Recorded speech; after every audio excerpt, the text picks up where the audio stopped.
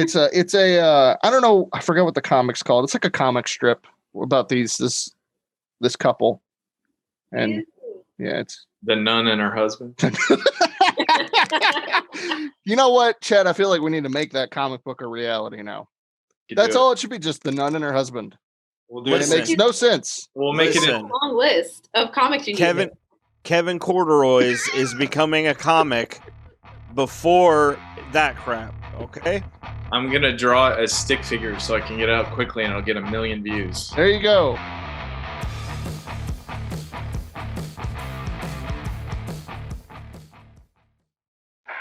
Welcome to the Dastardly Dingoes podcast, a show that celebrates all things nerdy. You'll get an insider's look into the world of comic books, graphic novels, TV and film, gaming and pop culture, as well as the technologies that drive all of it. Now, are you ready to get nerdy? Welcome to the Dastardly Dingoes podcast, the show about all things nerdy. We discuss nerd news, movies, TV shows, games, comics, and so much more. I'm Brian.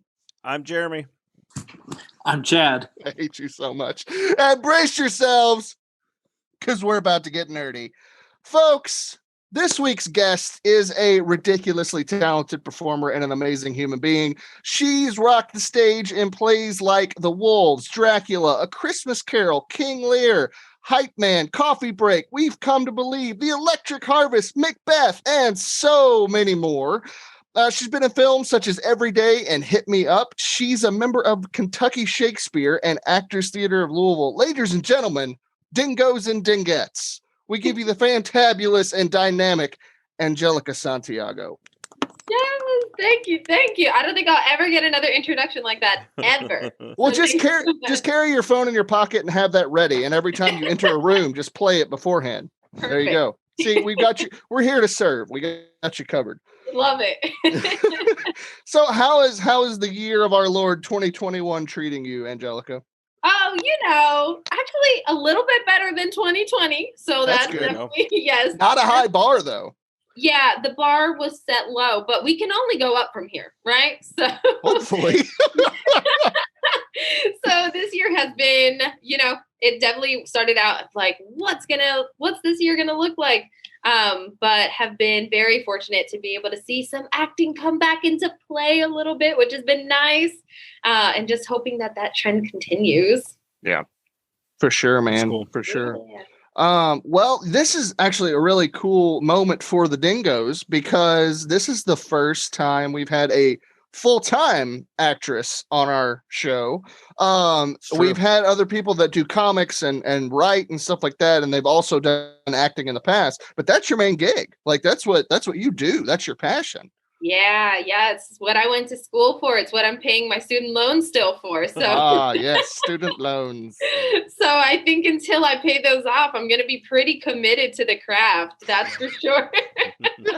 No sabbaticals anytime soon. No, we're just trying to do the thing. And yes, I've been very fortunate that for the past 2.5 years, it's just been acting. That's been the way of income, and that's been living the dream in a lot of ways.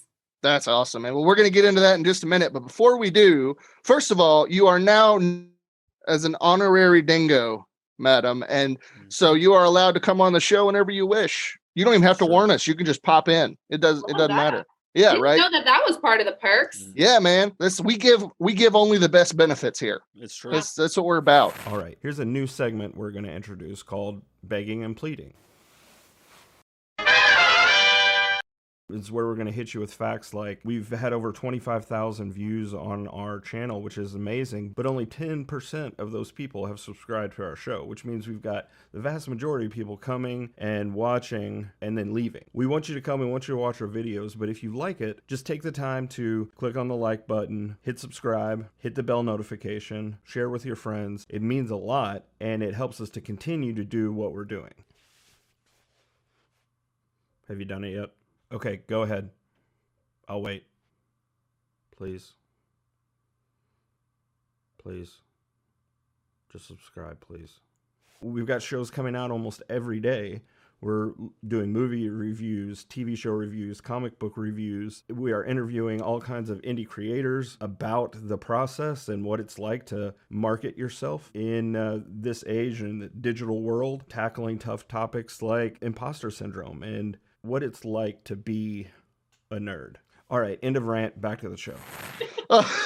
But just, we're going to do a little segment that we like to call Get to Know Your Dingoes, because you are a new dingo. And we ask these questions to everybody in some form or fashion. The first question out of 3 is, what kind of nerd are you? So, okay. So I'm an actor nerd. I don't know if there's a particular way to answer this, but I'm an actor nerd. I'm a baker nerd. I'm a goofy nerd. I don't know. Theater nerd? Probably. Like theater nerd? I don't know. Nerd? I feel like that might be your main gig, your main thing. Yes, the main thing. Theater nerd. Let's all right. Clock that in. Okay. All right. Sweet. Cool. We asked that question because like there's a lot of like you can nerd is such a diverse word, right? Like you can be a nerd, comic nerd, theater nerd, film nerd, tech nerd. I mean, you know, most definitely a theater nerd. There you go. See, awesome. Such talent. Call her, people. Put her in all your movies. Please. Yeah. She's like, seriously, I need to eat. Yes. All right. So the next one that we've got for you, what are your top 5 movies? That is such a hard question. Yes. I know. No, it really is. I always say like top 5 actors is always easier because then it covers a range of movies. But I'm like top 5 movies of like all time. I'll give you 5 of like my favorite. Like when I think of like ones that I could watch over and over. And I'll try to hit a few different. So we got The Curious Case of Benjamin Button. People always they'll be like, interesting choice. Right. Love the story. Love the story there. Yes. We got to go animated as well. I think that totally counts because voice acting is a thing. Absolutely, it counts. Yeah, Coco? man.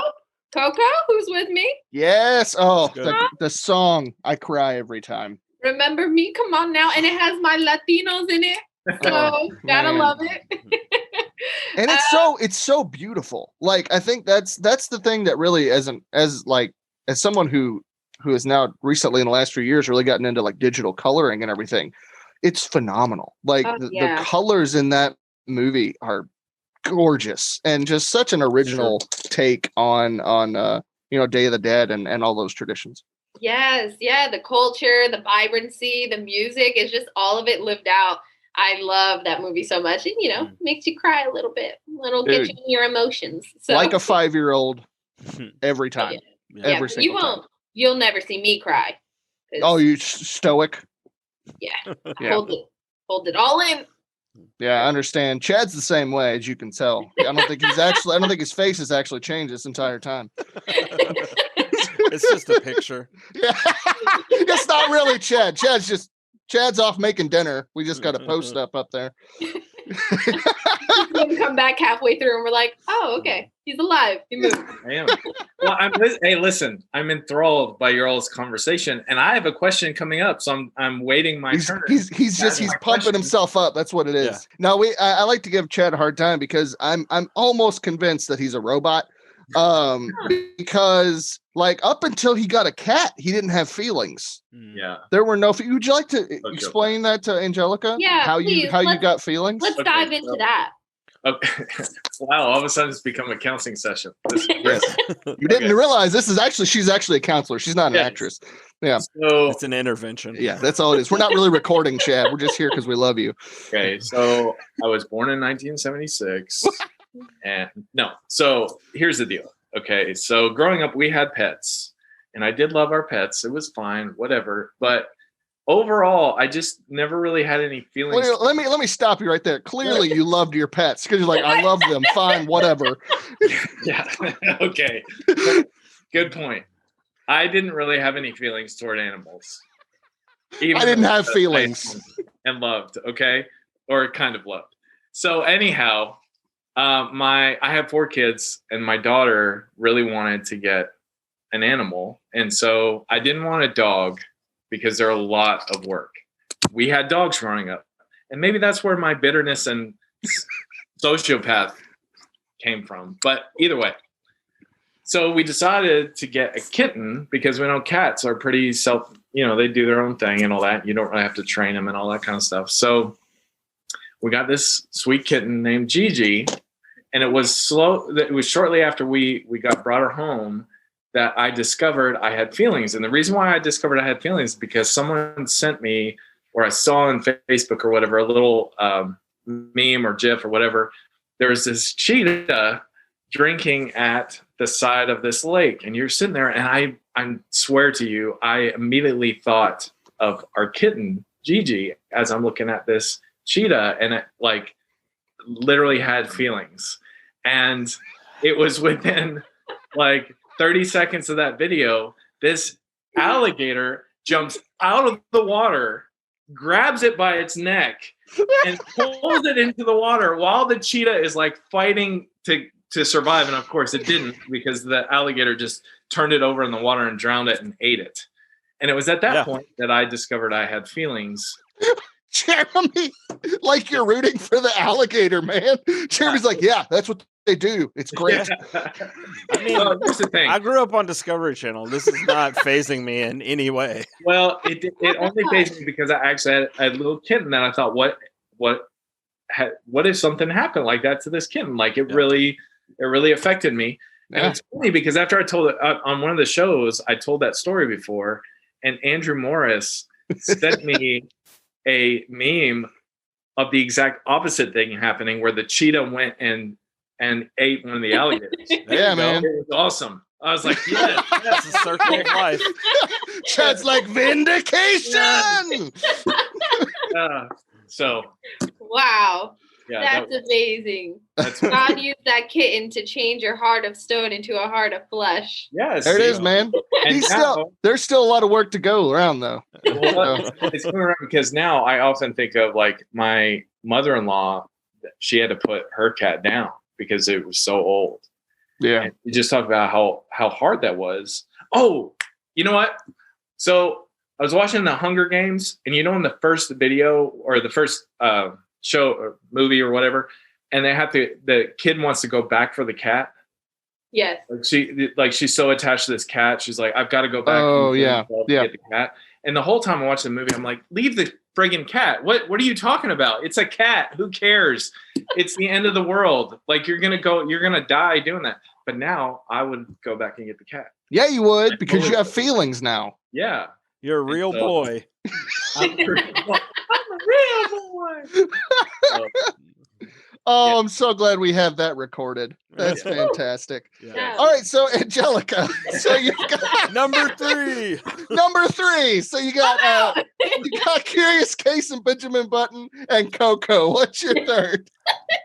I think a good one, Pursuit of Happiness. Ooh, that's a great one. Yeah. I'm seeing I have a lot of in your feel. Dude, you do, man. Like, I'm just kind of getting I'm getting emotional because, like, the scene where he's in the bathroom and he holds the door with his leg, I can't. Like that. That's the scene. Dude, isn't it though? Chad's like, I don't know what you're talking about. No, Humans. I've seen the movie. I don't care. I'm just kidding. I've seen the movie. It was very touching. I'm gonna have to go. I'll be back. Chad's like, I could see how a normal human would have emotions towards this. You know what's funny? Hold on. Sorry, Angelica. We're kind of totally like hijacking your energy. He has to defend his honor here. In my marriage, I'm the one that's all like have all the emotions, and my wife is the one that doesn't. Like Hold on. Wait a minute. Elizabeth is less emotional than you? She is. She doesn't like Valentine's Day. She doesn't like surprises. She doesn't like flowers. She doesn't like jewelry. She doesn't like perfume. She doesn't like any of that stuff. And she don't like poetry. Like I'm like, let me buy you like perfume and write you a poem and do all that stuff. Like I'm totally that way. So when I found that out after we were married, I'm like, what am these are discussions you should have before that? What am I supposed to do? Yeah, what am I supposed to do? How do I show you? Yeah, I feel like this is how that conversation went down. How do I show you my love? No. And that's all it was. Beep, boop, Yeah, beep. exactly. He would totally tell you that I'm always the one with all the emotional issues in our marriage and all that kind of stuff. So what's happening now is not exactly who I am all the time. I'm just saying, like, I'm enjoying your conversation. All right. So you guys, Chad has a hidden side of himself that no one knows. We're Chad's a gonna put serial killer. That's really what it is. That's it. We're going to put you in timeout for the rest of this episode. I'm So you don't scare away our guests. sorry, Angelica. Go ahead. No, I enjoy this. We can definitely continue to explore the depths of your emotional capacity. Yeah, this has become like a legit counseling session for Chad. I think this is good for you, man. This is yeah. Gonna let it all out. All right, so Pursuit of Happiness. So, Pursuit of Happiness. Catch Me If You Can, because they have two amazing actors in there, Tom Hanks and Leonardo DiCaprio. And then this one was like, there was a bunch that could have been filled here, but I think like 12 Years a Slave was like, like when I talk about like acting, Yes. oh, the acting in that movie is heart-wrenching. But imagine like living in that world for however long you're filming and then just doing it such justice on the screen. It's just, I mean, there's so many more films that I could name that the acting is just superb, that just leaves you wrecked at the end. But yeah, I'm realizing maybe I need to add a few more comedies. You know what though? You don't have to, because like your top 5, like I'm a fun person, I think, and my top 5, there's not a comedy to be seen. Like it's all like deep, awesome, epic things, and no, you're good. Thank you for that. Own your top 5. Those are your top 5. Yeah, I mean, man. Yes, they're my top 5, but there's definitely like another list of 50 that I could add on to it. Just as a little. I mean that's how it is with most people. They've just got like a 50 way like tied for first. Yeah, right. You know what I mean? There's no order. It's just like, I love all these movies. Yeah, I mean, I didn't even get to hit like Meryl Streep, Viola Davis, Denzel Washington. Like these are all key players in my mind. But indeed. Just a little taste. Who, really quick, this wasn't on the script. Who is your all-time favorite actor or actress? Ooh. Okay, against male or female? Either one. Yeah. That's hard. I really think that Meryl Streep is fantastic. I think she really is so fantastic. Just like the way that she approaches the text and lives on screen. Like when I think about Devil Wears Prada, and then like how she could switch it up and like, what is it, Foster Jenkins? Like that other movie that she's in. Yeah. Oh my gosh. It's just amazing to see her go from one to the other and just so grounded. It's like her performance in Into the Woods, right? Like yes. Like Into the Woods is my favorite play on stage. Like I absolutely love it. Yeah, man, I love it. Like the whole 7 hours of it. It's great. But but like the movie, like when they first said that Meryl Streep was good, because like she was in Mamma Mia, I wasn't too impressed. And like she did okay, but she killed it as the witch in Into the Woods. She was amazing. Yeah, she really was. She was so amazing. And I think the thing that I always look for in actors, like how much do you transform into the role? So like one more honorary mention is Johnny Depp. Yes. That man transforms. Yep. Whatever role he goes into, I'm telling you, like sometimes I don't even recognize him sometimes from role to role. And that to me is definitely next level. There for a while, he really got stuck in the Jack Sparrow. Like everything was kind of an iteration of Jack Sparrow. And then he did Black Mass. And that movie, like that's legit the first time I was ever actually scared of Johnny Depp on screen. Like he was terrifying in that movie. He was so good. Another guy that does the same thing is Gary Oldman. He's my favorite actor. Oh yeah. Dude just literally like disappears into his roles. Like he's a Dracula, and then he turns around and he's like Winston Churchill in a ton of makeup. Yeah. So yeah, for real. All right, cool. Good. I like it. Thank you. Thank you for your approval. Any other? She's like, yes, I was waiting for that. Thank you. I can move on with my life now. That's what I came here for, actually.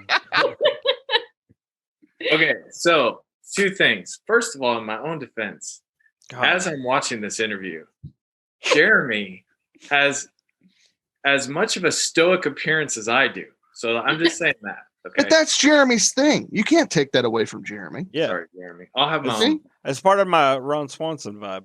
Yeah. And look, hey, trust me. Look, I've known Jeremy since middle school. I think I've seen him smile 5 times our entire lives. Like, that's just Jeremy. That's how he is. You know, this is Jeremy at the level of like true excitement.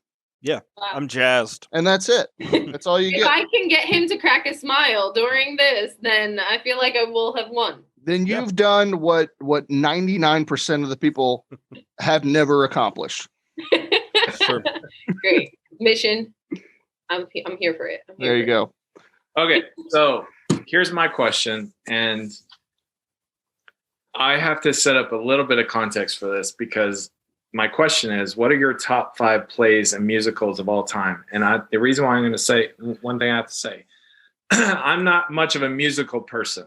So whatever you have to say, I'm probably not going to recognize. My musical repertoire is like The Greatest Showman, Moulin Rouge, and The Sound of Music.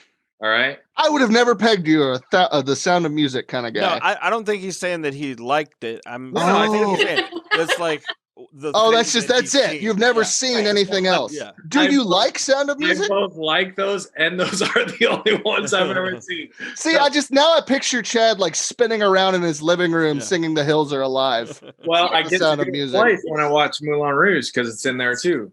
Oh, The yeah. hills are alive. Beautiful. There it is. There you go. Get Wow. this. Hey, Angelica, he's coming out for your job. Look out. I You know can what I see mean? that. I can see that. I'm gonna have some competition in the room next. Indeed. There you Have go. to Yes. go. So, what are your top 5 plays and musicals? So I would say, I actually started with a love of musicals first. So before I kind of decided to go into the acting world solely. So I also with Brian, I love Into the Woods. I got to work on it in high school and then seeing it, just like the movie coming out as well. And just, if you really spend time with the words that you're saying, it's just so clever. It's so clever. So Into the Woods, I have obviously everyone and me will say Hamilton because Lin-Manuel is literally a genius. I still listen to the soundtrack and I'm like, but how? Yeah. Did you ever see he was on Jimmy Fallon and they did like it was like an improv like rap challenge. Yeah. And they had this like wheel that would spin and it would give you like two topics. In general. Like that segment of yes. I've seen that before, but was Lin-Manuel on it? Yeah. Was he really? Did he kill it? Did. Yeah. Oh yeah. He did. He did freestyle with the Roots were playing and things That's like awesome. that. It was incredible because one of them was like pizza and Darth Vader or something like that. And it was like he had spent months writing it and it was just all off the top of his head. That's amazing. I think rapping, like freestyle rapping especially, oh my gosh, such an awe of that skill. Yeah. Because if I went up there, I would literally embarrass myself to combust. Yeah, I would just like up in flames immediately. Yeah. Here's the thing about freestyle rap. Oh, okay. Chad's on the streets, man. He knows all about it. Let's hear it. No, because one of my favorite types of music is rap and hip hop, and I love listening to that kind of music. And I never guessed. Yes, I actually did. I love electronic, EDM music, and rap and hip hop. Seriously, nice. And a friend of mine, we used to text back rap lyrics. Like we would make up rap lyrics like back and forth, like rap battle over text message. It was awesome. Hold on. Do you still have some of these? Did you write this stuff down? I'll have to go back and look. We lost a lot of them because his phone broke and we lost the text somehow or whatever. Oh. Yeah, it was like text and like months of us going back and forth with these raps.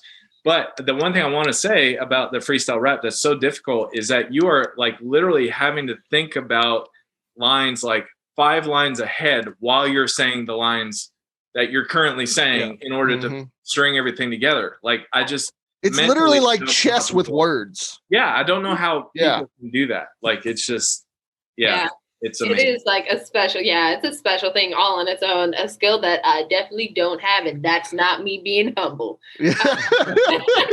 Well, I remember like when I was in high school, like just watching Eminem freestyle, like on like, you know, just like on 8 Mile, and then like there were a couple of videos that he released. I was just like, how is this humanly possible for someone to do this? And it just, good grief, it was so good.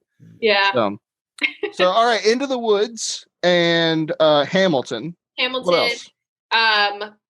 This one was hard. Okay, so like Wicked obviously is like an amazing on its own, but Color Purple. Ooh, Color Purple. Yeah. My gosh, that is now, do you dig the movie too? Yes, I've seen it on Broadway. I've seen all these shows except for Hamilton. I've also seen on Broadway. So I have been able to like get a lot of different perspectives. That's awesome. Except not Into the Woods. I didn't get to see Into the Woods. I was about to say, you saw Into the Woods on Broadway? Because wow. I look much younger than I actually am. I'm actually 85 years old, ladies and gentlemen. That's all. That's why she likes Benjamin Button. Yes. Yeah. I know. I relate on so many levels. Yeah. That one speaks to my old soul on the inside. The old soul, not the old body. And then I know that I'm already over 5, but Hype Man is actually one of the shows that I have been in, and it's one of my favorites as well. And I think you would like it, Chad, because it mixes hip hop with social justice, and it was one of the coolest projects I have worked on, for sure, along with Pipeline. Now I'm done. Promise. Which is another show I got to work on. Amazing play. Oh man! All right, cool. Well, my 5+ list. It's a good your list. 550-way tie. I like it. So, so let's switch gears a little bit. Tell us your story, dude. How did you get into acting? Yeah. So it's always funny when you kind of revisit like the ways that you got into things, because you're living your life in reverse in some ways. You're making realizations now that you didn't know then. So what I would call just like a really outgoing kid, who just liked to be silly, was actually a kid who really loved to be an actor. So I was super like just outgoing, always was like the first to raise my hand in class to be like, yeah, I'll go up, let me do that. And so just like being in that world, being that part of that, allowing that to be part of my personality and just realizing that. And then, I think it started out really, I was like an alligator in this like show when I was little, and I was like, I really like this. Did you attack a cheetah and pull it in the water? Did I? It's coming full circle, Chad. There you go, buddy. I was that alligator. That was me. The realistic play right there. But it started just with little things like that, and seeing like the talent show, and just like never being scared to put myself out there. And then I remember so distinctly, I was in middle school, and I wasn't in drama club or anything like that. But we had assemblies where you would gather, and they would give you like a preview of the school musical to entice students to come. And I remember I'm sitting there, and then, they make an announcement, it's about to happen. And then they draw back the curtains. And it is still one of like, I just remember such a profound moment for me, because they pulled back the curtains and they were doing Seussical the musical, right? So it's just like this super fun, I'm in middle school, I'm still young. But to me, it felt like one of the most magical moments, because there's lights and colors, and everyone's coming out of the wings, and all the actors are they're singing, and it's just, I promise you, I went wide-eyed, and I was like, what is this?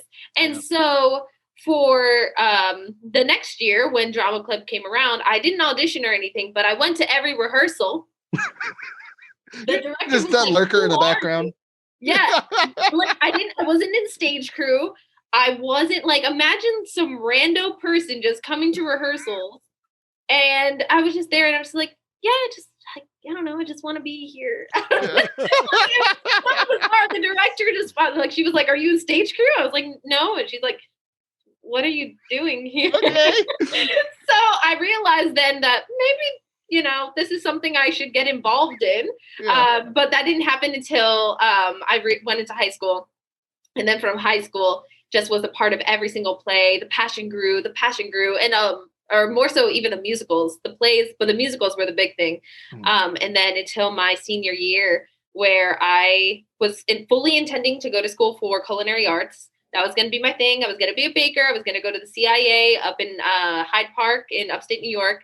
And I just remember I had gotten the lead role in the Putnam County Spelling Bee, which is a musical that a lot of high schoolers do. And I had gotten one of the lead roles, and I'm singing this song in rehearsal. I'm just singing the song to my mother, who is like out living her own life. And I'm just like, where, like, I wish you were here. I wish you were home. And, this little high school Angelica, like, I just started crying, just like thinking about the circumstances, just like really just getting embedded into the circumstances of what was at hand in this character. And then my director pulled me aside, Jonathan Silver. I love that man so much. He pulled me aside. He's like, hey, so what was that? Like, how did that feel? Where did that come from? And I was like, I don't know. It just, her reality just really stuck with me in that moment. And that was the moment where I was like, there's something here. This is more than just like a hobby or something, that you just do on the side. Like, this was, it spoke to my heart in such a deep way. And so then I decided last minute, I was like, I think I'm going to go to school for acting instead. And he helped me prepare. And I told my mom really passively. I remember I was just in the car and I was like, hey mom, no, I think I want to go to school for acting. What do you think? And she's like, yeah, if that's what you want to do. And I was like, cool. It's like, this is not how I thought this conversation was going to go at all. So nervous. I was so nervous that, there were going to be opinions, or I was going to be crazy for doing that. But, I decided to go full force. I started prepping right away. I did my auditions, and then I got into Montclair State University. And that was, that was just part of starting the journey off. Got my degree. That's cool. And yeah. Nice. What was your first professional play? My first professional play, I would say that actually didn't happen until I till I came to Louisville, and I started working with the Actors Theater of Louisville. So that was about a year out after I graduated, and I was at Actors Theater. I did my apprenticeship for 9 months, and so then I came back to do Hype Man with them, but also that was that. But also the summer before, I had worked with Kentucky Shakespeare, and I had done 3 shows with them during the summer. So I guess that is also professional, like not in an apprenticeship, first professional gig out, and then kept on working after that. Yeah. Did you do the Shakespeare in the Park? Yes. Okay. Yes. Yeah. Yeah, that was a great time. Yeah, Jeremy, we saw her in Macbeth. Yeah, right. Yeah. Oh, Jeremy, you came to that? Yeah, he and his wife were in the car next to us. Yeah. Oh, sweet. Yeah, it was a lot of fun. I think Macbeth was probably my second favorite Shakespeare play. Really? I don't know. I like the grittiness of it. Like, it's very like visceral and Super one of my dark. One of my favorite versions of it was actually at Actors Studio, or Actors Theater. I got Actors Studio in my head, and I couldn't think of what it actually was. It was, I don't know, like 3 to 5 years ago. Oh, okay. But it was like super violent. Like they had like blood and things like that, and so it was like going all over the set, and like they just like turned all the knobs up, and I thought it was almost like a campy sort of violence. You know what I mean? Like Halfway through, Jeremy realized yeah. he got into the Saw, Yeah. the theatrical Right. version of Saw instead of a Macbeth. Right. Yeah, yeah. It's silly, like Monty Python, the violence. Like when he's fighting the knight, and it, like lops off his arm, and the blood like squirts out. Yeah. That was kind of how it was, and I just thought that was so funny. But yeah, I can't remember. I was 3 or 4 years ago, something like that. Yeah, they always do a rotation of Shakespeare in there, so that definitely plays out. Also, you're saying blood, and it just triggered my memory. When I was in my apprenticeship, I did Dracula, and I think that was actually my first professional show because technically, even though I was an apprentice, I was still in that show. It still counts as a credit. And talk about blood, dude. Yes. What's so funny is Robin and I, 2 years ago, we go see, 3 years ago now, we went to see Dracula because we go every other year, and we didn't realize it, but we actually saw you in Dracula. Yeah, that's really cool. Yeah, so cool. I was one of like the vampire brides at that time, and that was such a cool. Now that I look back, first professional gig in that, because I had to do stunt work, and I had never done stunt work, and so they're telling me these things I have to do, and I'm like, that's cool. Okay, so we had to do like this. I think they call it like a scissor kick or something, like scissor kick takedown, right? But essentially, it's like something along those lines. So I had to learn how to do that, and that was epic. That's cool. Nice. Yeah, those stunts on that show are intense. Like they are. Like half that when I've like, because my dream role in that play would be Renfield, but my body type is not the same. I would be like the guy who takes that, his caretaker, the bigger dude. But like half the stuff, like the stunts and stuff in that show, like every time I go see it, I'm just like, nah, I'd never be able to do those things. Like that man gets flipped upside down like 400 times. I mean, I said that about me too. And they were like, well, you got the part, so you're going to do it. And I said, okay, cool. And people do get hurt for sure. Oh my gosh, my toes still haven't recovered from that show. Period. She's like, I broke all of them. I couldn't walk. I remember once I had to, we're brides, so you can get away with screaming. And I stubbed my toe so bad on set. But I just was able to let it out. So yeah, there you go. That's awesome. It was amazing. But I like crawled out afterwards, and I was like, "Lord, take me now." It was like not even it was like I say stub, but imagine worse. It was like it fell off. It was bad. Oh yeah. It was, like because in that show, like blood gets on people, just it's squirted all over a child. Oh yeah. Yeah, that's honestly one of the things I love about that show in particular at Actors Theater is they intentionally scare the crap out of the people on the front row all the time, and I love it because I'm always like watching somebody like because I usually get like the cheap seats because I'm poor, and and like I'm up in the back and I'm like looking down, I'm like, I see that person crawling right under there, and it's so much fun to just see these people on the front row just wet their pants because they're so scared. How long have they been doing Dracula, Brian? Oh my gosh. I know, like forever. I mean, I can remember going to see it. Yeah, like in elementary school. Mm-hmm. Yeah, for sure. It's been quite a few years.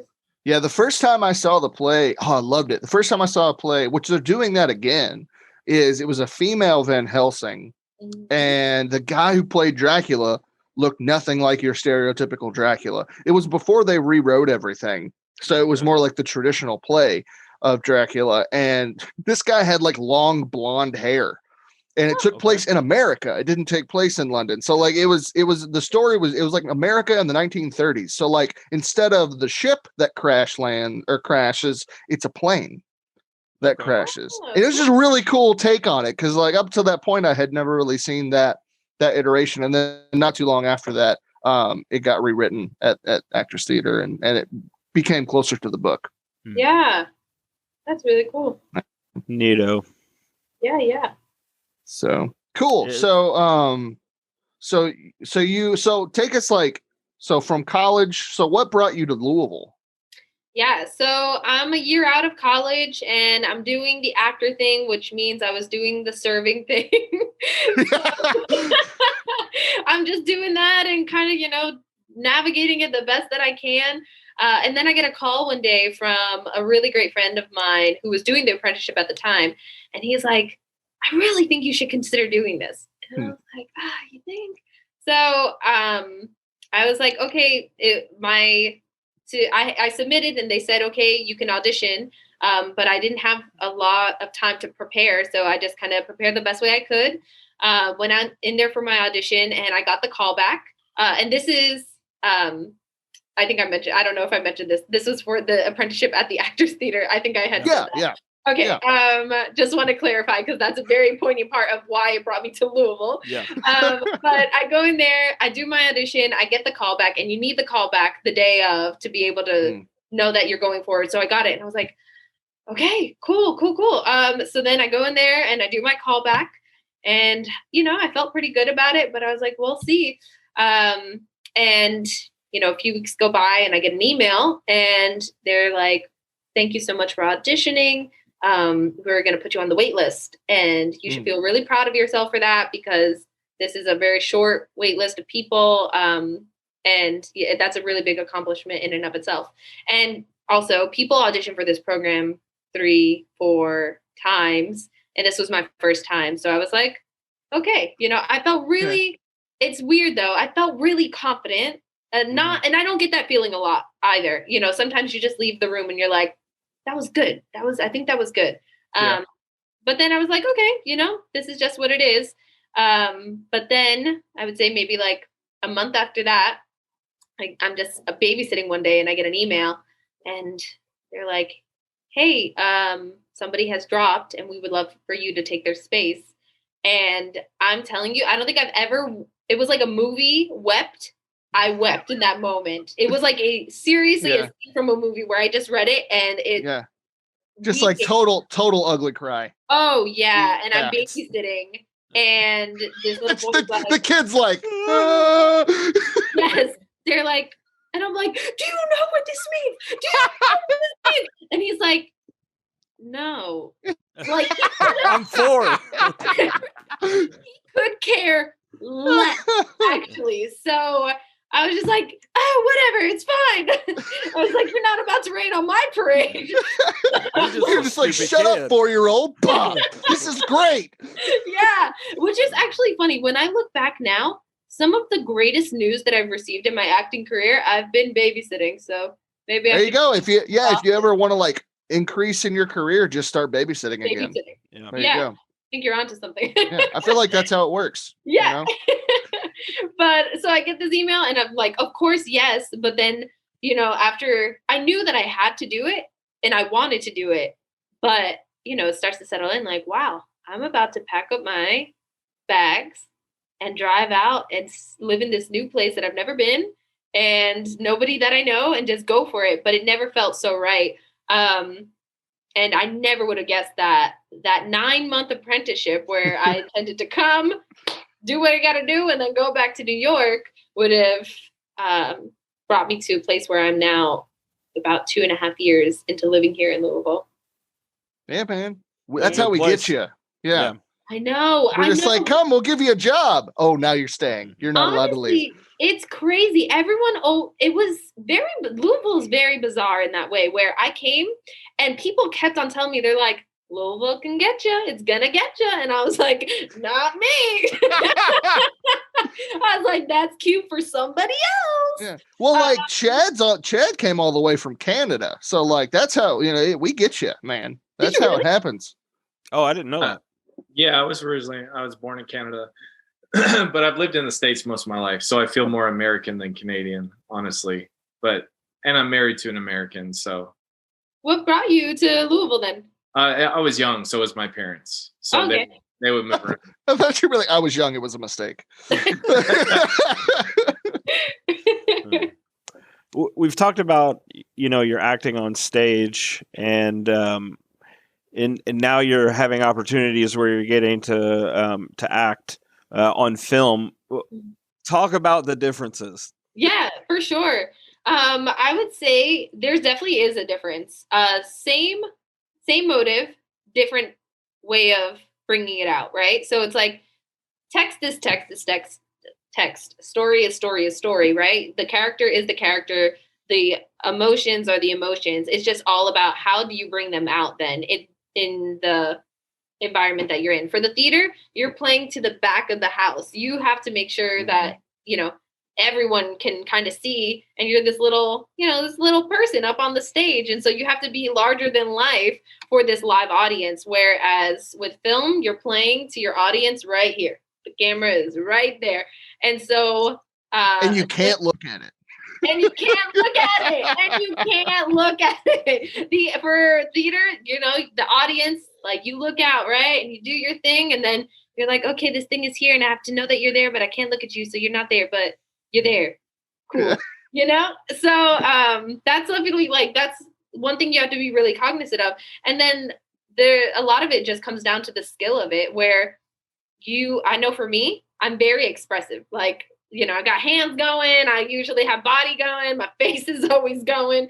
And that works fine for the theater, for stage. But when it comes to TV and film, I really had to train myself, and I'm still training myself. It's a never ending process of growing in that area of like, how do we take this all down? How do we simplify it? How do we still stay true to the emotions of what's going on in this moment?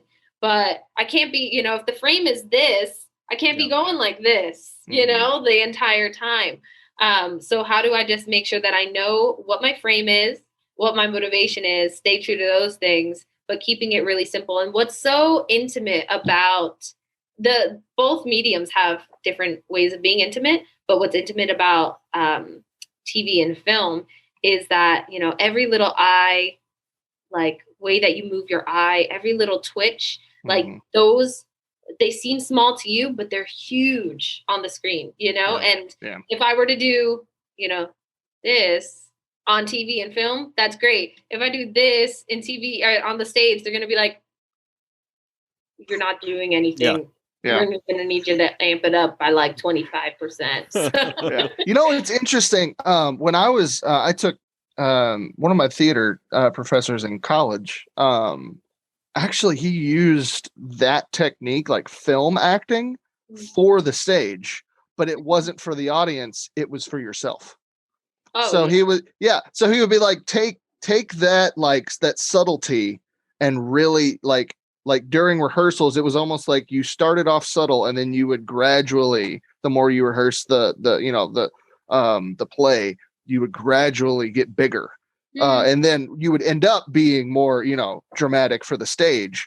But it was just to get in tune with that character. I thought that was really interesting, because I'd done theater, for a long time, and I had never really heard anybody teach it that way before, or explain things that way. Yeah, that's really interesting. And I can see that making a lot of sense as well, because there is a sense of people try to jump the gun in theater sometimes, where they try to be big and, fill the space and bring that presence, but there's no actual grounding in the reality of the situation at hand, right? So I could see that actually being really valuable as a technique and as a practice of like, how do I really get grounded in this so that then you can have the freedom? It's like, it really is all about just honing in everything, connecting your heart, connecting your mind to the circumstances of the character and the character itself, so that then you can be free and then do whatever you want, because it's all going to be based in that true reality. Yeah. I think I thought that would, it really helped you get to know your character, because you were so like in tune with the subtleties. And then once you got to know your character, you were able to make that bigger, and it was natural. Yeah, absolutely. I mean, that's the thing. You always want it to seem natural, whether, your character is larger than life. If it's natural for that character, then, it fits in the world. If it fits in the world, then it's great. But you always just want to have that groundedness with whatever work you approach. Yeah. So when you went to school for all this, like, what kind of things how do they teach acting? Like, what does that look like? Like, what kind of classes do you take and that kind of thing? Yeah, going to school for acting is, I'm telling you, it's part acting, part therapy, part breakdown. I'm telling you, it's crazy. It really is crazy. But a lot of my classes consist of voice, movement, and acting.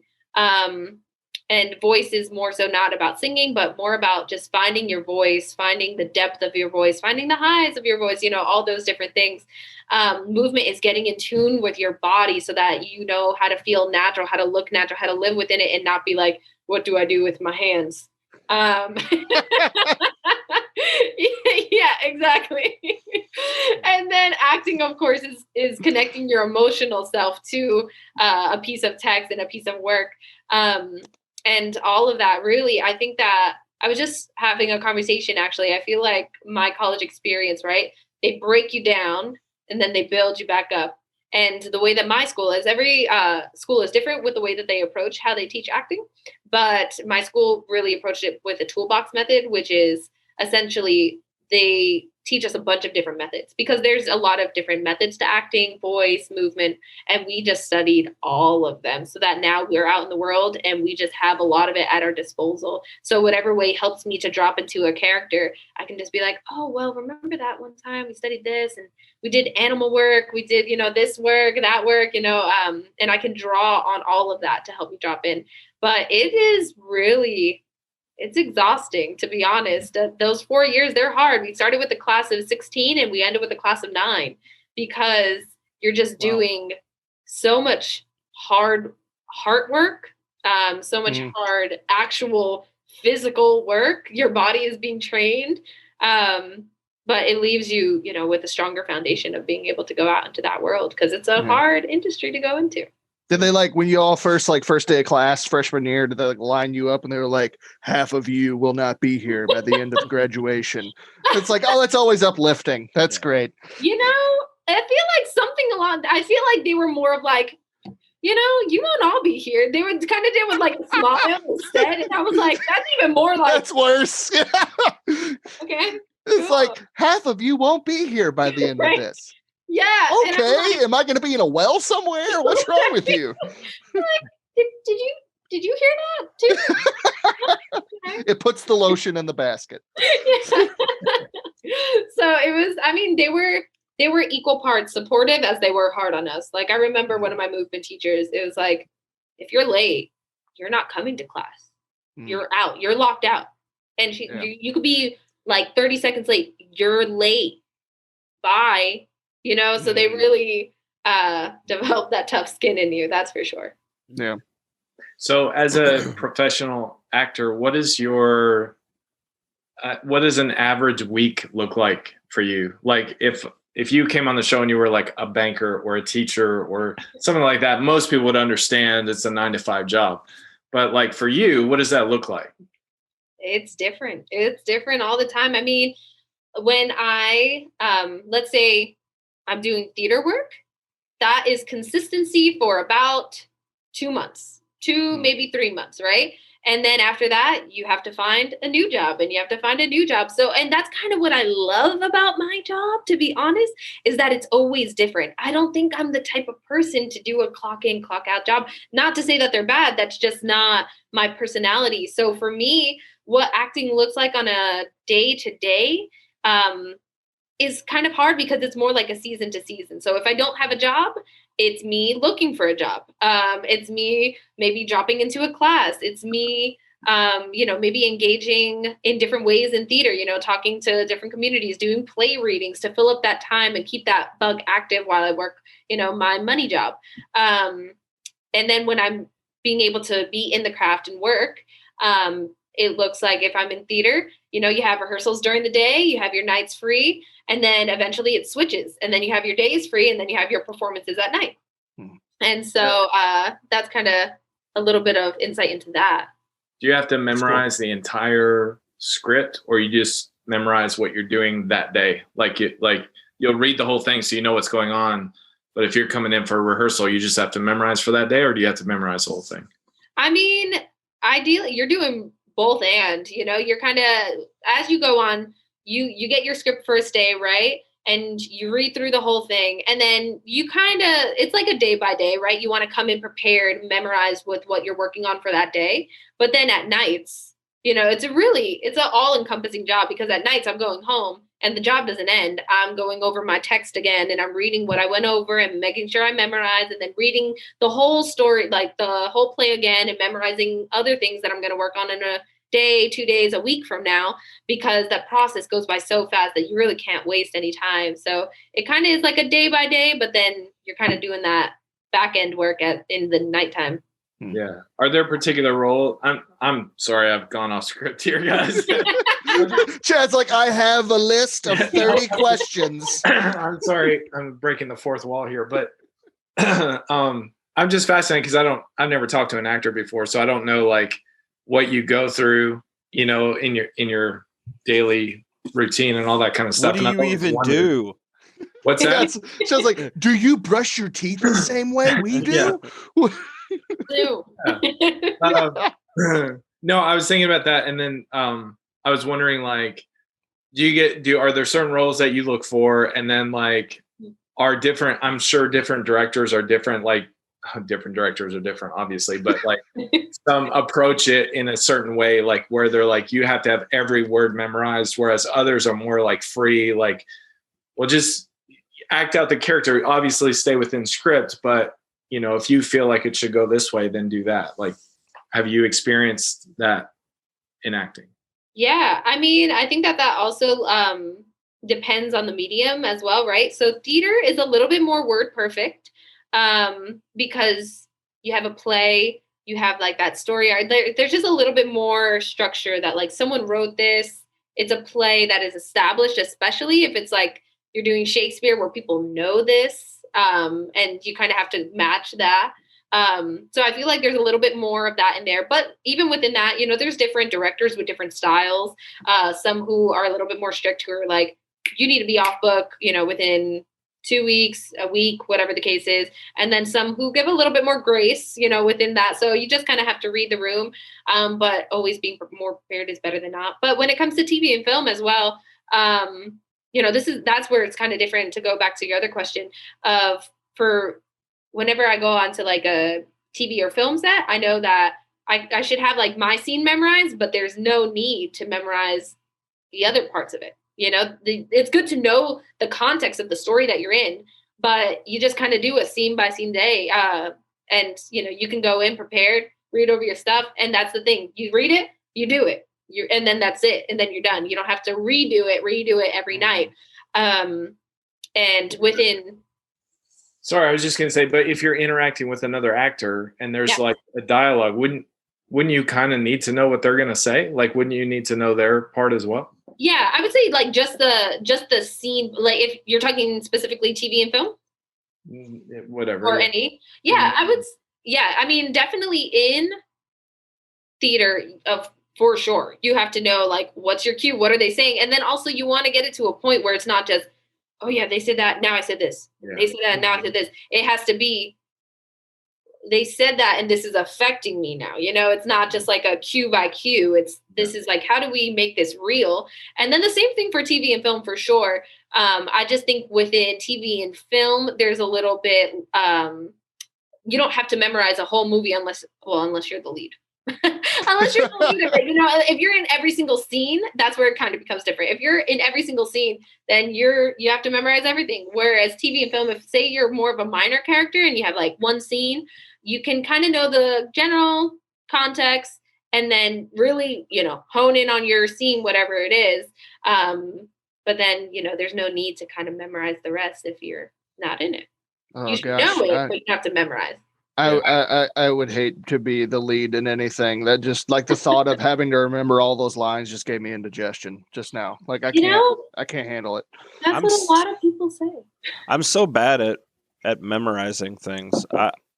It's so weird, the things that my brain holds on to, and then the things that I can't store no matter what. Like I remember my first debit card. I remember that number. Why? I don't need it anymore. I don't even go to that bank anymore. And it's stuck in here. But then, you know, something that I need to remember, like, you know, my wife gets on me all the time because she'll ask me to do something. I'm like, I got it. I will definitely do that. And then she comes home And she's like, what happened? And I'm like, oh no. She's like, what have you done with yourself all day long? You're sitting there with a bag of Cheetos. And like, I forgot. I don't know. Yeah. But it's so weird. There's things that you can't store for some reason. That is the number one question. I'm going to say any actor gets. I'll say me, but pretty much any actor, because we all joke about it, that like everyone is always like, how'd you memorize all those lines? And we're like, well, we're getting paid. This is my job. My full-time job. But I mean, I suck at memorizing lines. I really do. It's probably the worst part of my job, which is pretty tragic because that's the most of my job. But, you just kind of like, there's time where I'm just there and I'm like, okay, let's do this. Like, I have to force myself to do it. And that's not to say people will be like, but don't you love it? And I'm like, yeah, I love it. But just because, it's hard for me, or like, I kind of like, let's do this. It's not my favorite thing to do. Doesn't mean that I don't know it's good for me. And it doesn't help me do what I need to do well. It's just in that preparation. It's just like, some things are harder than others. Yeah. And that's okay. We work through it. We find methods of going about it. Yeah. Yeah. So in your career so far, what would you say you are most proud of and why? And part B, and then I'm done with my extra questions. What is the ultimate goal for you as an actor or actress? That's great questions. So I'll say one of the things I'm most proud of, I think that there is a more roundabout way of answering that, and then the more kind of like obvious way of actual accomplishments within my career, which is, I would say, like I said, Hype Man was one of the best shows that I've worked on within theater, within regional theater. I loved working on Hype Man. That was just such a show that not only was it fun and like the people were amazing to work with, but also it was a show of substance and a show that was so relevant to today. I love working on pieces that actually have an effect on who we are as a people, who we are as a society, that makes a statement and helps to reveal things into our lives and into us as a person in society, and specifically in our community, especially in Louisville. Everything that happened this past summer with Breonna Taylor and just like the injustice all around the country, right? And our show, Hype Man, was mixing in hip hop, which is such a fun way of being able to talk about such serious topics such as racial justice and how we have to go. Essentially, we have to be better. We have to speak up. We have to say things and right. And but doing it in a way that allows people to engage in those conversations and not a hostile way. Because people, I think, as a people, right, when it comes to tough conversation, there's nerves and hostility and tough conversation, right? But then being able to do that through the lens of hip hop so that everyone can kind of engage and talk about it in a lower stress environment. I just thought that was such a special experience to be a part of. So yeah, that was definitely one of the really, really proud moment. But then also something I'm really proud of so far in my career, I would say, is the way that God has really carried me through in this time and allowed me to really be rooted in him. I remember I wrote a letter in my apprenticeship. They make you write a letter on your first day that you open at the end of your apprenticeship. Oh, that's cool. Yeah. And it said, like, I hope that you go here, you crush it, right? Like, it's everything that, like, you just get everything out of it that you can. But most importantly, I hope that you don't lose your faith. You don't lose who God has called you to be in this environment where it can be so easy to fall.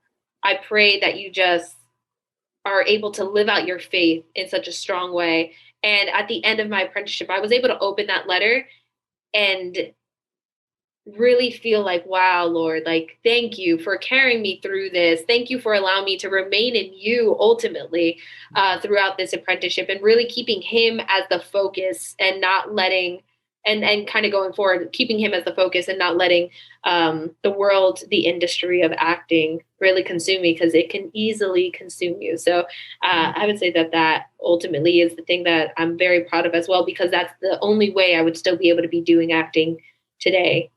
So, yeah. Yeah, it Nice. must be very difficult because as an actor, there's so much attention put on you as an actor or an actress. You know, I feel the same way as an artist. Like there's so much. Oh, look at what part this person played, or what movie this person was in, or look at what this person drew, or what this, how good of a singer they are, whatever it is. Like, especially in the performing arts or in the arts in general, there's so much emphasis put on who you are as a person. Mm-hmm. It must be very difficult to like guard yourself against that. Oh yeah, for sure. I mean, that is something that I'm constantly having to make sure I keep in my mind. That's even more so in my mind when I go into the room. It's how am I presenting myself, right? As a Christian, as an actor, as an artist, as someone who believes that she is meant to be in this field, but also has the highest calling of answering to the Lord. How do I fit into this room? And so it's not only how people are perceiving me, but also how am I perceiving myself? In some ways, it's this weird cycle of always checking myself, like, what are my motives? Am I okay? Like, am I being true to the Lord in this? And then also, how am I relating to my brother and sister? How are they perceiving me well in some ways? Am I having to fight against, whatever stigma or that's one thing for sure that I think about is like, does my Christianity provide already assumptions? Do people place assumptions onto me because of the capital C church and the history that the church has had? And then part of that is like, how do I break that down? And maybe like, the hypocrisy that people, see every day. How do I break that down and enter in with the love of Christ and allow that to be the way in which I navigate and allow them to be able to see this is what a Christian is in some ways, not to say that I'm the model, but, trying my best to be able to really navigate, this field in that way and be able to share both, my love for the arts and love for acting with my love for the Lord. Yeah. I mean, I know, we've talked on this show before just about how like, just as a Christian, that you are fighting these misconceptions and these stereotypes that people have in their minds. Because a lot of people, when they think of Christianity, they think about something terrible that happened to them, or how awful someone who claimed to be a Christian treated them, or they think of like the American evangelical movement, which is just crazy. And so you think like a lot, like that's what a lot of people think of immediately, and so you're already walking into it fighting against that, because that's not what actually Christianity is. And there's also that fine line of, like you are a Christian who is an actor. And like, so that's a difference between like, like a lot of people are like, oh, so you do like Lifetime and like faith-based stuff. It's like, no, like you go out there and you do the regular stuff, but you're a Christian like that, like us, like, like in comics, like me and Dad, like, we are Christians and we also make comics, and, like, sure, we have things to say that have to do with Christianity, but we may not the next story that we get to. And so it's just an interesting, constant battle that I feel like you have, fighting those misconceptions. And a lot of people, once they get to, like, in my experience, once they get to know you, they're like, oh, I've never really met a Christian like this before. And that kind of breaks my heart. Because again, it's like, this isn't, like, I'm not the model, but like, I hate to hear that every time. Yeah, absolutely. Also, your comics are scary. That is true. Yes, that is true. There's a lot of spooky creatures in it, and that makes me happy. But hey, Jeremy, life's scary, right? Yeah. So there you go. Well, I was just saying, like, from the perspective of a Christian who writes comics, but they are scary. That's probably not the like mold that most people would automatically go to when they think of a guy who is a Christian who writes comics. That it's all about, like, it's basically like just like a big tract, right? Oh, yeah. You see what I'm saying? Like, yeah. But you make comics that are scary, and I think some people probably like they have to like reckon that in their head. Does that make sense? Yeah. The horror genre doesn't get much love when in Christianity, which makes me sad. I've written blogs about it, so it's it's important. Wow. But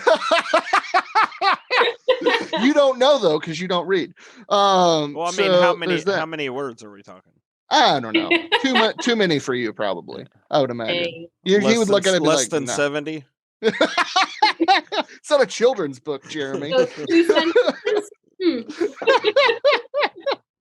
Oh man. So Angelica, obviously you are very open about your faith. And so in your opinion, and we got this, we had Dave Swartz on the show a few episodes ago, and we talked about kind of worldview and the arts from his perspective, which is more of like a mystic religious worldview.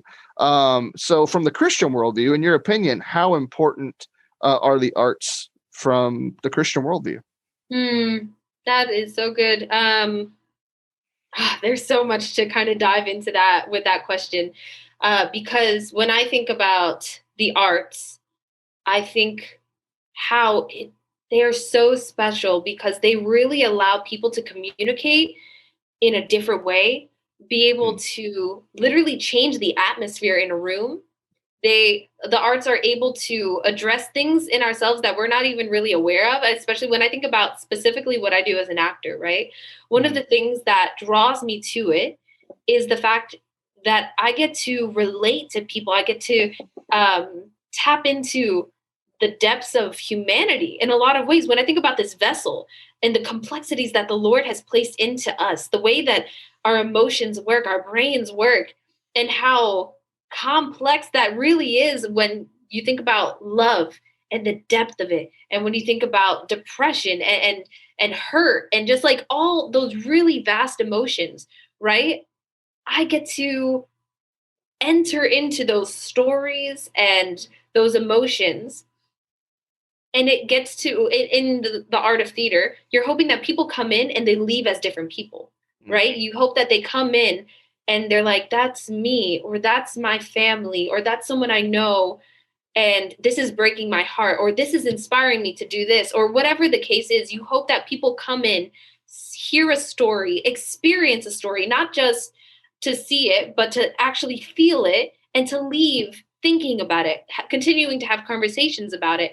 And so when I think about what I do as a living, I think that a Christian is the perfect person to be into that space, because what do I offer? I don't offer something that is here today and gone tomorrow. I offer Christ as the solution of all, as the person who you can take your sorrows to, and he has an answer, and he has comfort, and he has love that's going to meet you in that place, wherever you are, whoever you are. It's kind of like a church, people come in from all over.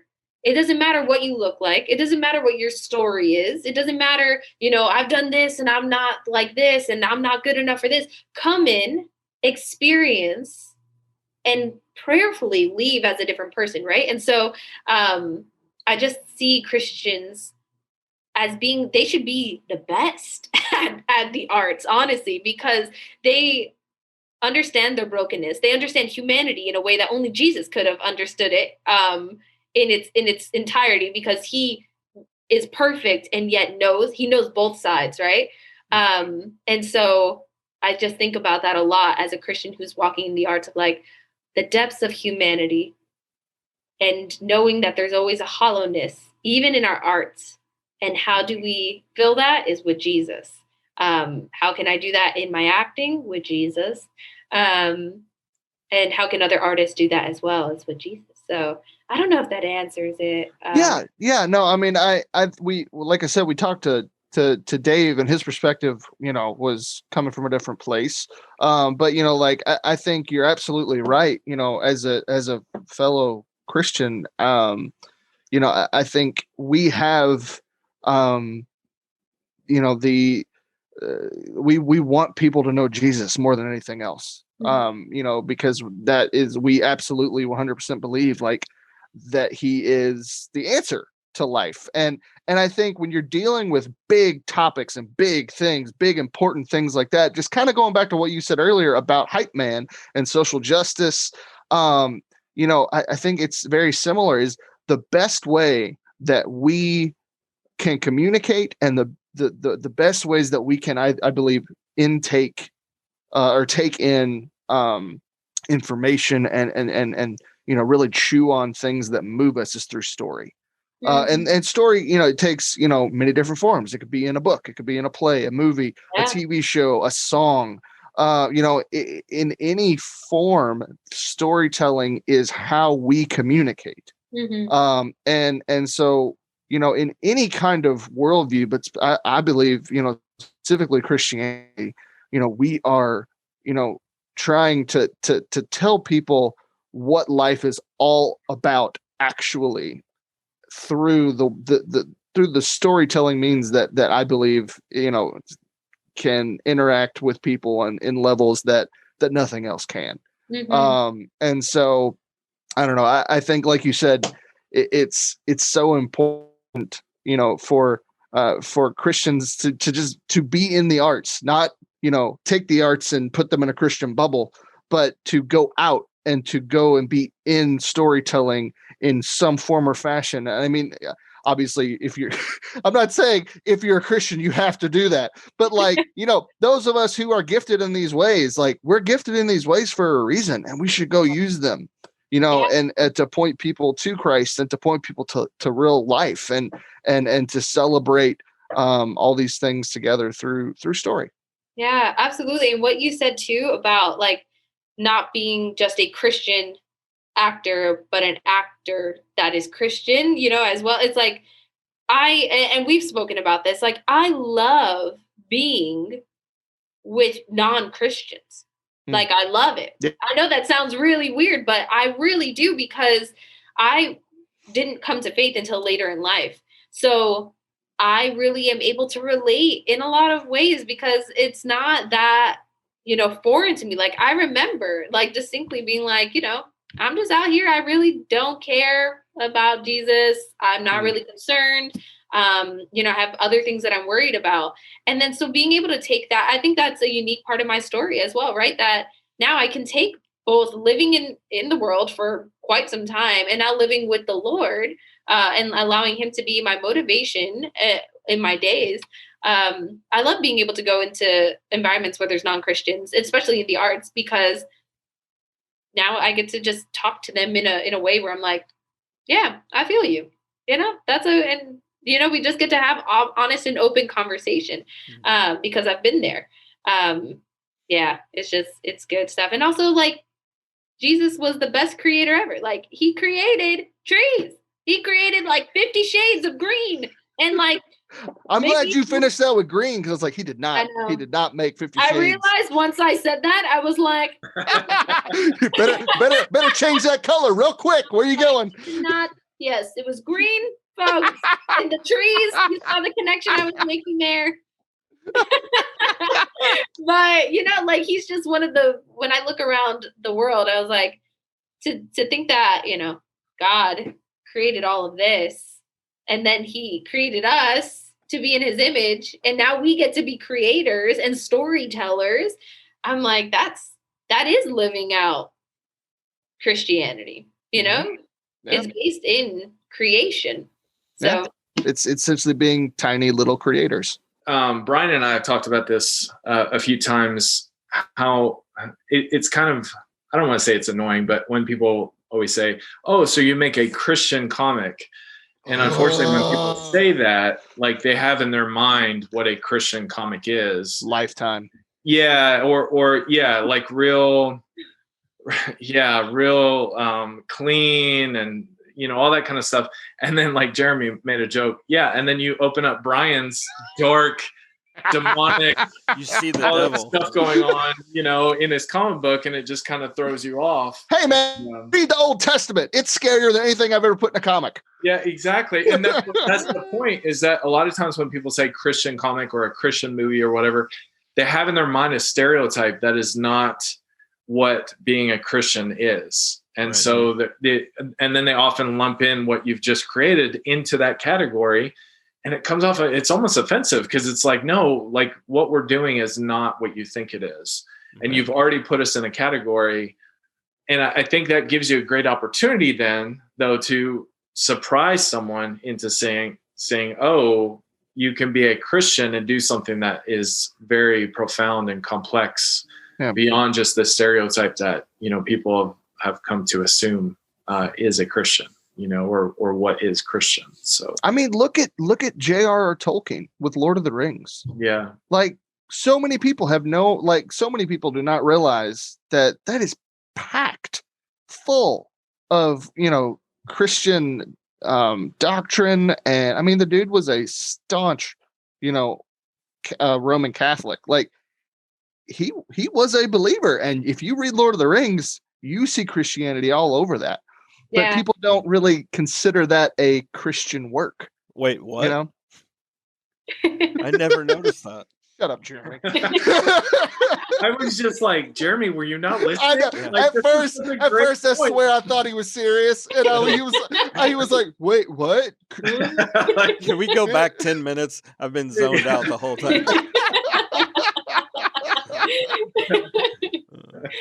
No, I think what you're saying though is so great, and what I've had to come to the realization of as well. I actually get the most pushback from other Christians. Usually Christians are the ones that are like, oh, you should tell Bible stories, and I'm like, yes, thank you, but I'm kind of doing this other thing over here, and it's working out pretty well. But a lot of the time, I think that there's just a misconception in the sense of, it's an amazing moment when I get to share the gospel, but I can't tell you how many times I've been with people and they're just like, you're just so happy, or like, you're just so different. Like you're just so high energy. Right. And like, even that in and of itself, I'm like, that's something, right? Like they're remembering something. And then when I say I'm a Christian, the two worlds kind of collide in some ways. Right.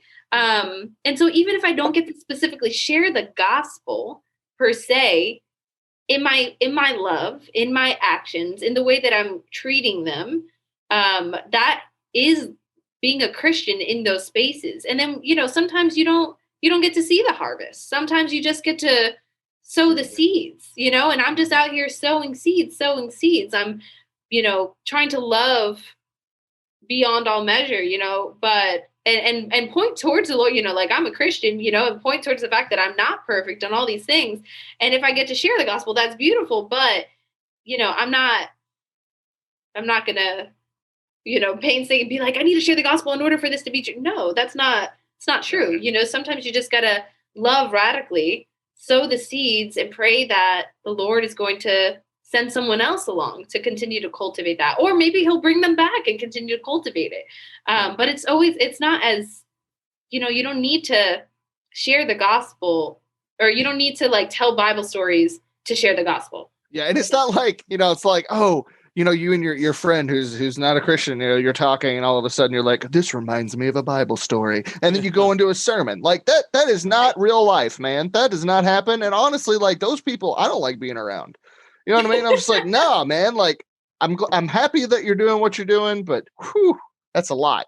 Like live your life for Christ, and do like when you, because like our friend Andrew Morris, he and I have had many conversations on Facebook and in private just about Christianity. He's an atheist and he has a lot of questions sometimes, and we talk about it.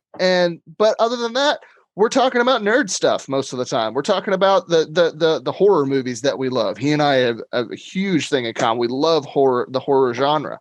And that's what brings us together most of the time. But in other occasions, these questions, these things pop up.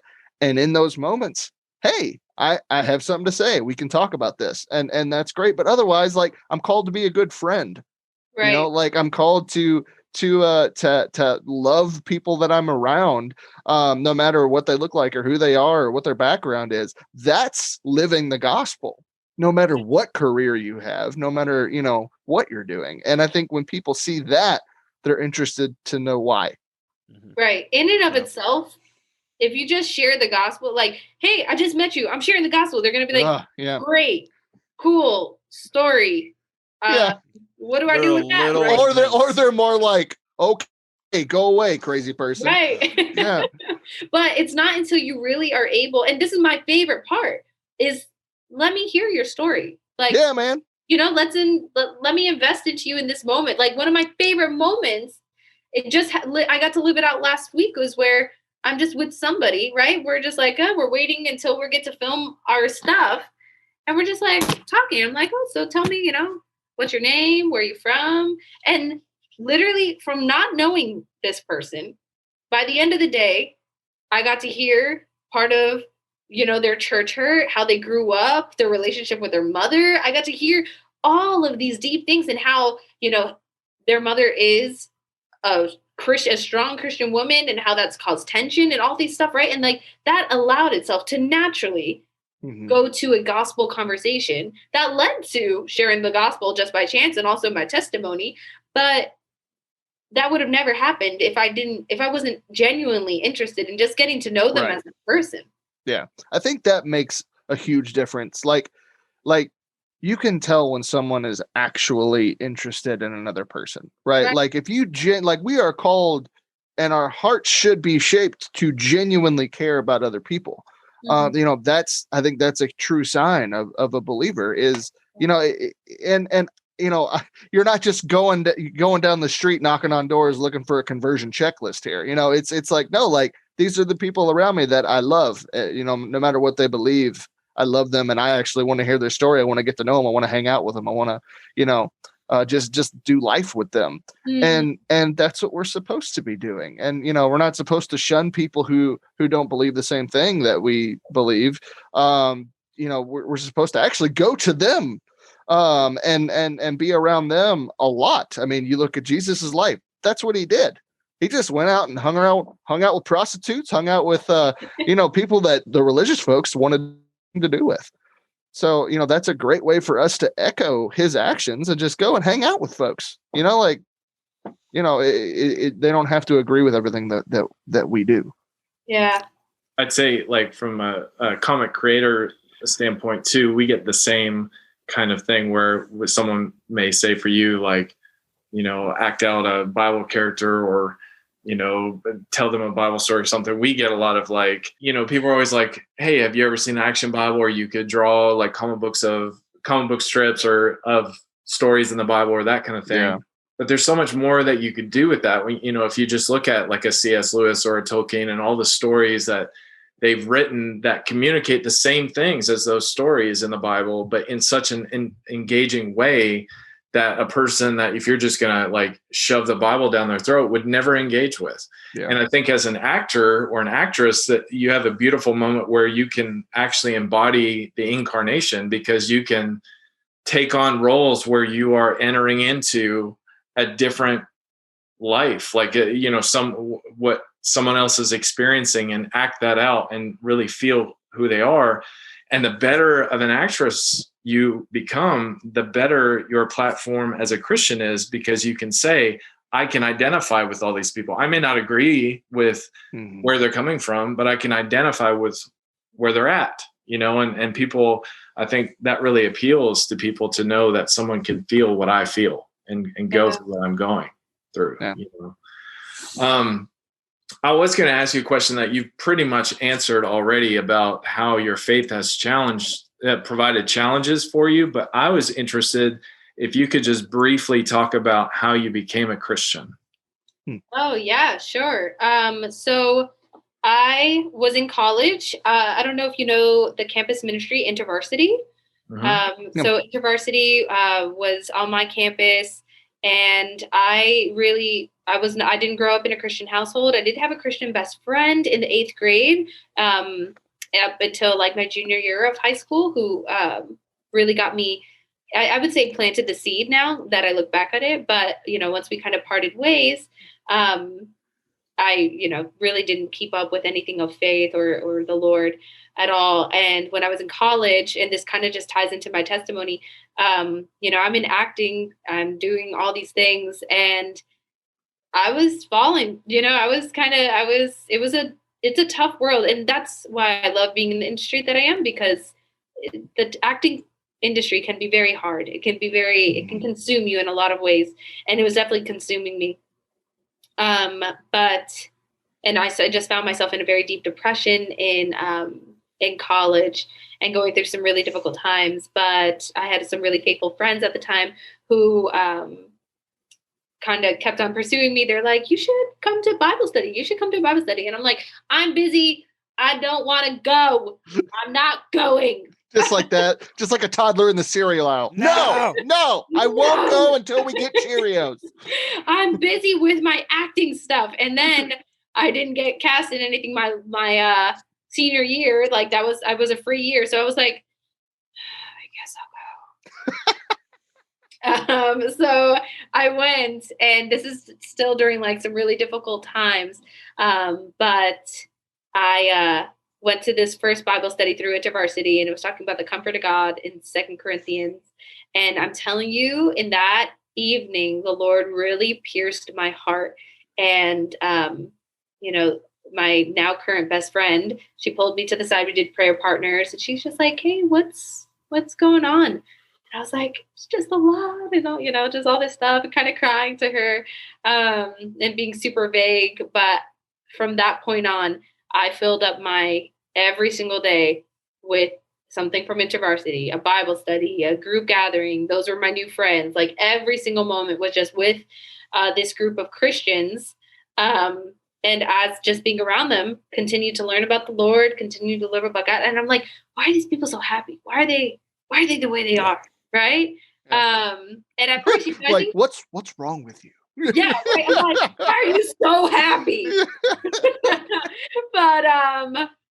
But through that, just, continuing to see the Lord through them, and then proclaim faith, maybe it was very fast turnaround. It was like 3 months after. It was like I just dove in, because I was at such rock bottom that then I tried a lot of other things. I tried therapy. I tried, going to doctors, whatever it was, and nothing was working.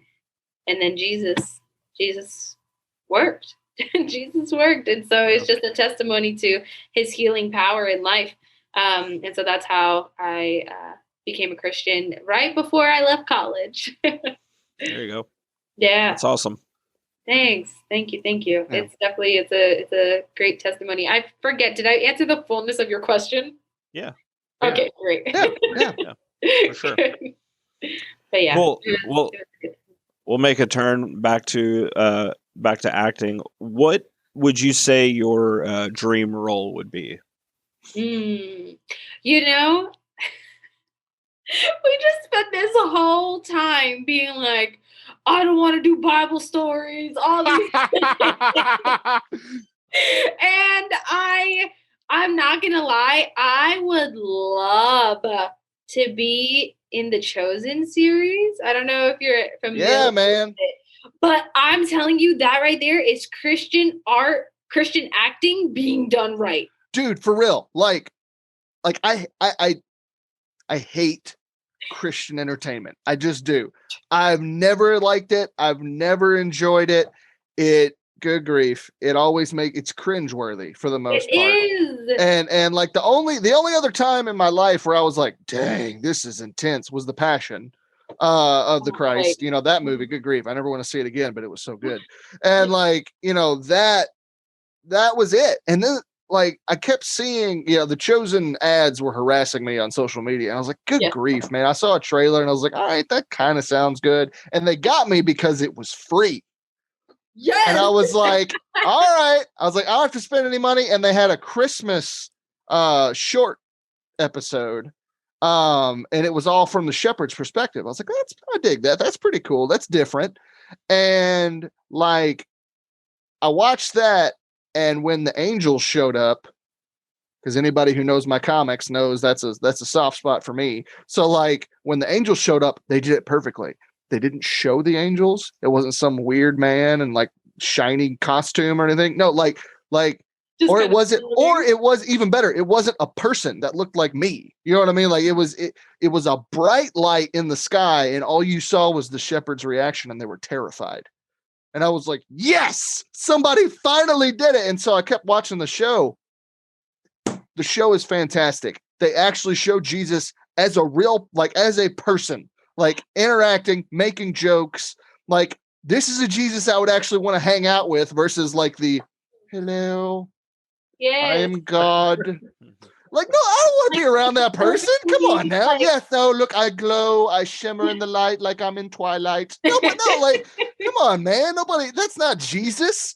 Yeah. And so, like, I love how they depict the disciples as not perfect people. They're all broken. Everybody in that, except for Jesus, is broken.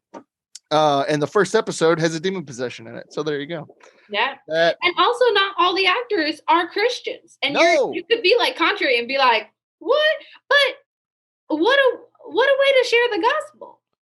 Here, read these lines. They're just like, here, read this. Right. This is the script for this week. Just yeah. It's a track. They're like, what is this? So honestly, if I'm right now, like you're speaking to current Angelica right now, like obviously when I get on it, that's gonna change. But yeah, that's definitely like a goal of mine right now. Like, yeah, getting onto that would be pretty sweet. Yeah, I could probably name. Oh, there's also another play with music that I would love to be in. It's called American Mariachi. Ooh, and there's a role called Gabby in it. And I was like, yes, one day I would love to play her. So cool. Okay, going back to The Chosen though, what role in the Gospels, who would you be? Zacchaeus? See, that's what I would want to be, because you know they got those movie tricks. They can make you look small. You know what I mean? Like that would just be a fun role. You get to climb trees, you get to hang out. That'd be fun, you know? Yeah, for sure. I mean, honestly, I don't know. I've thought about it. I don't know. Who could I be? I've never thought of playing a biblical character because obviously we've all been running for the hills from these Bible stories. So, but now that I'm like, a good version that I could actually see want to act in, I don't know. I have to think. I'm taking suggestions if anyone has any. So. Yeah, go ahead. I thought for sure you were going to say you would want to play Esther. That's like the thing. Oh, I think you got it. I think there it is. Esther. Because they do flashbacks. Well, yeah, either that or I thought you would literally say, since it's The Chosen, that you would want to be like Mary or Elizabeth or one of those. I feel like, so they did Mary Magdalene, but they have to, I guess I could. Or you could be like a new character, like the blind lady. I love her. Like the blind lady? The blind lady that's in The Chosen. She's a character that's not actually in the Bible. Yeah, exactly. She's there and she's hilarious and she always makes fun of the fact that she's blind. And I love it. Honestly, yeah. I don't know. I think I would be Peter, or at least we have similar vibes. Like my first instinct is to chop someone's ear off. Yeah. That's where I go immediately. I love Peter though. Like when we were talking about the Gospels, right? Like Peter, he speaks and then he's like, God's like, he's like Hagrid. He's like, he says to me, he's like, I shouldn't have said that. Said that right? Yeah. It's like, seriously, yak. That's me. He just like, he's bold and I feel like he has a good heart, but he just comes out wrong sometimes. Yeah. That's pretty much the definition of me. Like that's been me my whole life. Amazing. Just chopping people's ears off his whole life. Yeah. But like things. Like that. And you're like, wow, got an ear. Yeah. So you have been an actress for a very long time now. Have you ever thought about writing or directing a film or a play, or have you already? So during my apprenticeship, we had to write a solo show. I'm not a writer. Mm. I'm not. Discovered that, did you? Yeah. I discovered that. But I did discover, after I had done my apprenticeship, I actually went back to direct someone's solo show that they wrote, and I loved it. Directing is writing, not so much my thing, we can't win them all, but directing, I love directing. So definitely that is something that I have put into, kind of my scope as well of wanting to take projects on like that, because for me, directing is all about getting something and then having the vision for it and then having to create it. And I love that. Like my brain is constantly daydreaming or creating something, or when I look at something or read something, when I read a book, I don't know if this is like this for everyone, I'm sure it is, but to a certain extent, like I'm picturing like I'm seeing the movie version of it as I read it, right? Dude, like I will look up actors who fit the role that I'm reading. Like I'm like, it's like a casting session. Like I'll get like a new character will come in, and when I'm reading a novel, I'll be like, ooh, who are you? And I'll just kind of read like a couple pages, and then I'm like, whoever pops in my head, I'm like, all right, and I look them up on IMDb so that I can get like a good mental picture of it. See, now you're into producing, you're into casting. Okay. Well, see, here's the thing. I was going to say this. Like, it's kind of like that. What you just described with directing is very, very close to the comic book creating process. Like, you daydream, you come up with a story. You also write it, but but you still have to kind of like you have to essentially storyboard stuff. You have to come like who's going to be at this angle. So your mind has to work as a director as well when you're doing comics. Yeah. It's very much a skill that directors also have, like cinematography and things like that, because you have to know what's a good angle, what's a good shot. Except instead of like being behind a camera, you're just drawing it. That's the only difference. Wow, that's really cool actually then, because but what's cool about you? You have to have the skill of drawing it. Not really.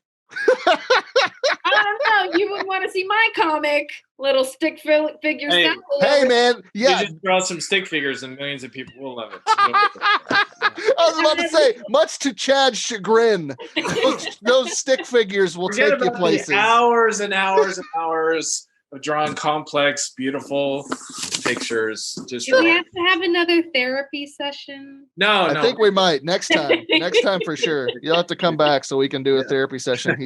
He's spiraling, I think. I'm there. Oh man. All right. Well, we are entering the closing of our time together. Round.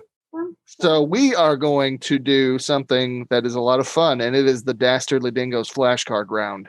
Oh Jeremy, take it away, sir. Who would play you in a movie? Ooh, there we go.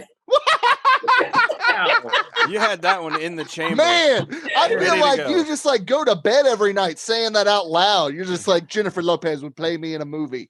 I do. Oh, J-Lo, I love you so much. If you watch this and want to play me one day, please, you don't even have to ask. J-Lo, if you're watching this, contact us on Facebook and we'll get you on the show. Yeah. You can be an honorary dingo, madam. Like, come on. J-Lo, yes. Oh, man, now look what you did. You sent me spiraling. Man, look at her. She's fangirling right here. And J-Lo's not even here.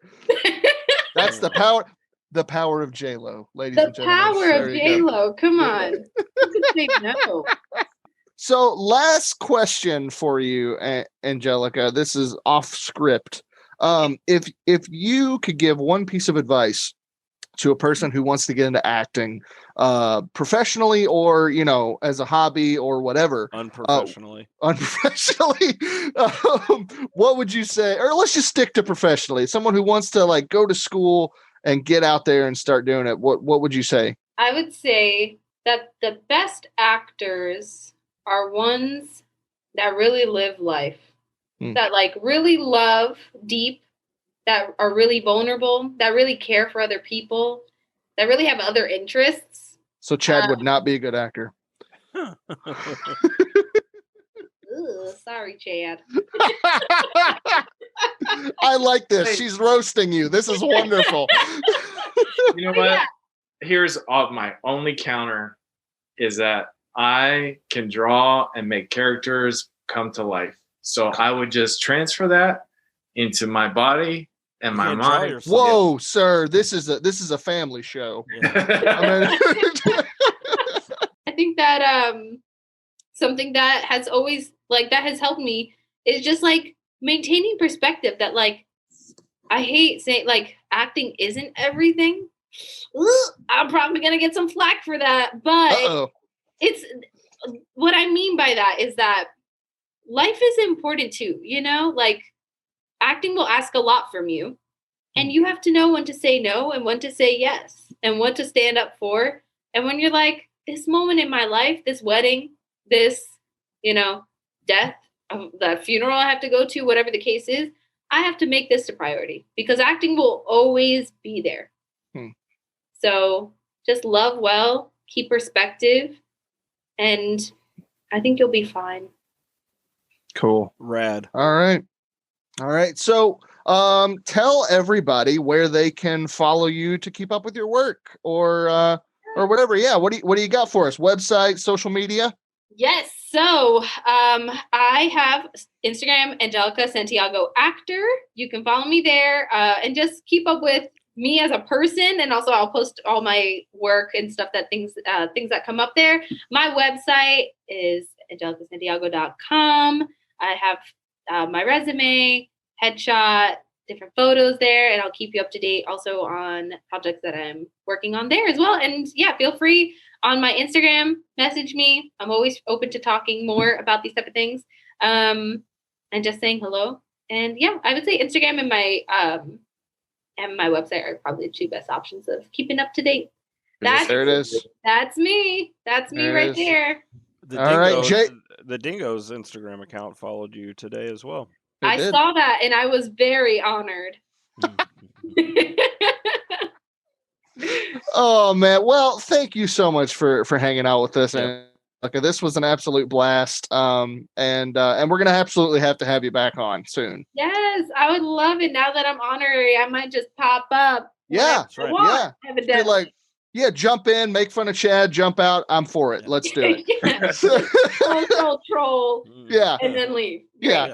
And then just peace. And then, just dip. I love it. Mic drop. I'm going to buy a mic just so that I can do that. The Dingo mic. There it is. Dingo mic. Bam, bam. You got it. Dingo mic.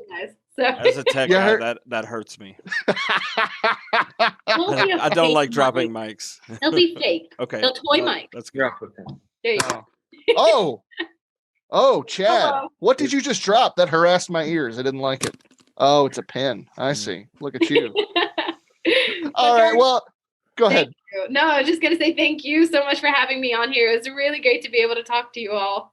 Absolutely. This was a lot of fun. It was a blast. So thank you all for tuning into the Dastardly Dingoes podcast. Remember to hit like, subscribe, and share with your friends. Also hit that bell to get notified when we have a new episode. And as always, have fun, be safe, and don't be an uncultured swine. Go see a play. See you next time, everybody.